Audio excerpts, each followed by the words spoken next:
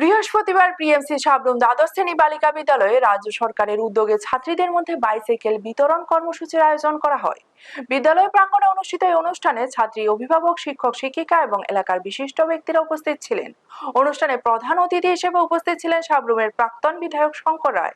এছাড়াও অন্যান্য অতিথিরাও অনুষ্ঠানে অংশ নেন।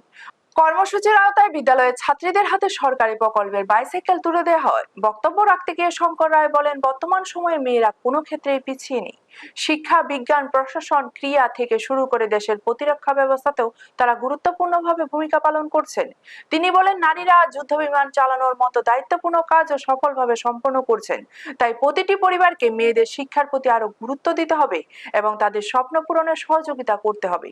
তিনি আরো বলেন, সরকারের এই উদ্যোগ শিক্ষার্থীদের বিদ্যালয়ে নিয়মিত যাতায়াত সহজ করবে এবং পড়াশোনার প্রতি আগ্রহ বাড়াতে সহায়তা করবে। বিশেষ করে গ্রামীণ এলাকার ছাত্রীদের জন্য এই প্রকল্প অত্যন্ত উপকারী বলে তিনি আশা প্রকাশ করেন। অনুষ্ঠান শেষে ছাত্রীদের হাতে বাইসাইকেল তুলে দেওয়া হয়। নতুন বাইসাইকেল পেয়ে শিক্ষার্থীদের মধ্যে ব্যাপক উৎসাহ, আনন্দ লক্ষ্য করা যায়। ব্যুরো রিপোর্ট, নিউজ তৎকাল 24। আজকে কি বিষয় নিয়ে প্রোগ্রাম হয়েছে এখানে? আজকে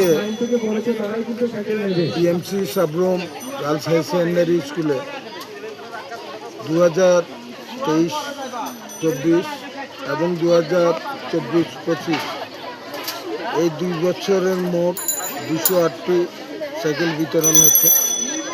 এতে করে আমরা দেখতে পাচ্ছি আমাদের সরকারের যে দৃষ্টিভঙ্গি, এই মেয়েদের শিক্ষার সুবিধার্থে যে সাইকেল বিতরণ করা হচ্ছে, এতে করে স্কুলের মেয়েরা খুব খুশি এবং প্রত্যেকেই